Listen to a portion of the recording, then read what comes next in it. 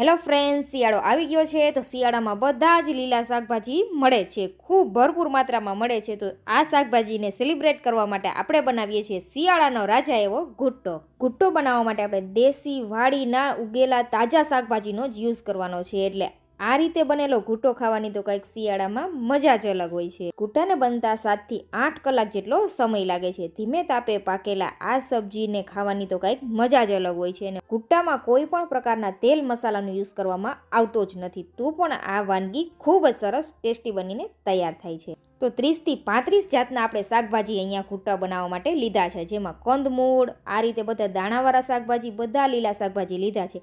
જેવા કે આપણે તેમાં નહીં ઉમેરી શકીએ એ છે ભીંડો અને કારેલા. ફક્ત આવા 2 સબ્જીનો જ ઉપયોગ નથી કરવાનો, બાકી તમે બધા સબ્જી લઈ શકો છો.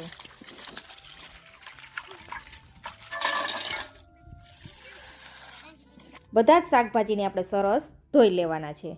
અને ગુટ્ટો બનાવવા માટે આપણે 10 લીટર પાણીને ગરમ થવા માટે રાખી દીધું છે. સૌથી પહેલાં પાણીની અંદર આપણે દાળ ઉમેરવાની છે, જેમાં તુવેર દાળ, મગ દાળ અને મસૂરની દાળ લીધી છે. દાળને 3 કલાક માટે પલાળી લીધી છે. દાળ બાફવા રાખેલી છે. પછી આપણે દૂધીને કટ કરી લેવાની છે, ઝીણું જ સમારવાની છે. દૂધી કાળી પડી જાય છે એટલે આપણે તેને પહેલાં જ આપણે બાફવા માટે રાખી દઈશું.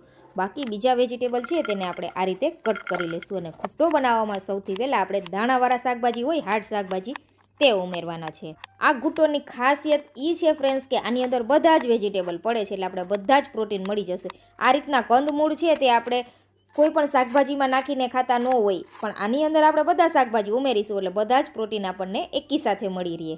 લીલી હળદર આપણે અહીંયા ઝીણી સમારીને ઉમેરવાની છે. હવે પાણીની અંદર આપણે હાર્ડ વેજીટેબલ ઉમેરી દઈશું. આ ગુટ્ટાની અંદર કોઈ પણ પ્રકારના મસાલાનો યુઝ નહીં કરીએ. હળદર પણ આપણે લીલી જ ઉમેરવાની છે. દાણાવાળા શાકભાજીને ચડતા વધુ સમય લાગે છે એટલે આપણે તેને પહેલાં ઉમેરીશું, પછી જ આપણે બીજા બધા વેજીટેબલ ઉમેરીશું. આ વિડીયો પૂરો ડિટેલમાં જોવા માટે યુટ્યુબમાં હિરોઝ કિચનમાં આપેલો છે ફ્રેન્ડ્સ, તો તમે ત્યાં જઈને જરૂરથી જોજો.